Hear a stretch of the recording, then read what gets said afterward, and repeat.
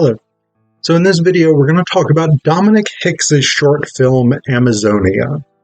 This is really a triptych or a triad of shorts jammed into one film.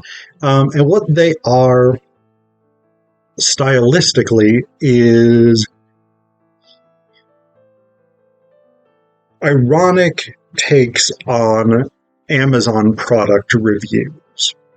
So the first is a product review of a set of chef's knives, and the story being told on film follows this sort of down and out grocery store cashier who develops a kind of creepy crush on this customer and ends up sort of seeing her on the street while he's driving, and he sort of follows her in his car.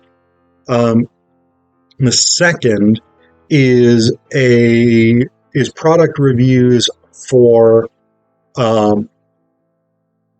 baby names book, and the story played out on film is this woman who seems to be desperately trying to get pregnant, so she has sex with a number of people, and she is sort of wandering through the aisles of stores selling baby clothes and things like this, and she steals a pair of baby shoes and just hides them under her jacket. And then the third is, I think it's about I want to say it's like a space heater or something. I don't remember exactly. And the review, the reviews are all, and the story that we're seeing play out is this guy who's very sort of detached and seems emotionally dead almost. But in the final scene of that film, his and his family's house is burning down, and he finally smiles. He has this sort of moment of joy as he's standing outside watching the home burn. So all of the reviews are generally quite positive about the product. They do sort of raise some minor critiques of each of them, but basically they're quite positive reviews. And the stories that are being told visually don't align with those positive elements, right? They are, the first is quite sinister in that you have this sort of stalking story being told. The second is disheartening in this woman's sort of desperation for a baby.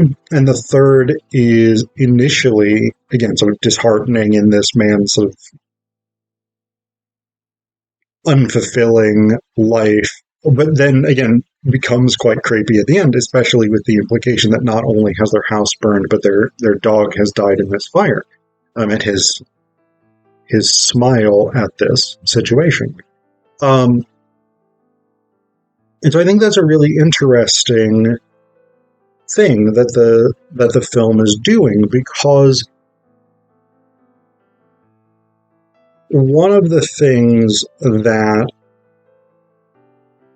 we consistently see with consumerism is that it is not emotionally gratifying. It is emotionally stunting, much more so, right? And there's substantial sociological and psychological evidence to support this. There are many, many, many studies, et cetera, et cetera. Like the idea that continual consumption within a capitalist system will reward us, emotionally fulfill us, whatever it is substantially disproven. And yet we are trapped within these systems of consumption. And in each of the short films, in each of these short stories, there's that sort of element of emptiness, that element of not being fulfilled, right? In the first one, it is that we have this guy who presumably wants some kind of interpersonal relationship, romantic relationship, and he fixates on this woman that he doesn't actually know. In the second, we have the woman's desire for a child. In the third, we have the man lacking any sort of emotional stimulation, etc., etc. And these things contrast visually with the sort of promise of a corporation like Amazon, a consumerist driven entity like Amazon, that if we buy, we will feel better about ourselves in the world. That and this is part of the thing with neoliberalism in general, is this sort of notion of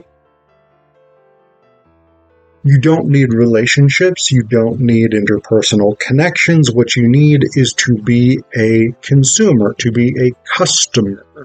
And I think the film is sort of playing with that idea, right? The disconnect between what we actually need as human beings for emotional fulfillment versus what the capitalist world tells us we should be focusing on, right? So I think in this sense, it's a very, very interesting short film, and it's doing this sort of critical work in I want to say it's like a 10-minute runtime or something like that. It's really, really quite short, but because it's playing these stories out, it's playing these three stories out, and you're seeing that sort of thread of unfulfilled desire, of wanting a connection to something, someone, wanting a sort of emotional life that simply isn't existing.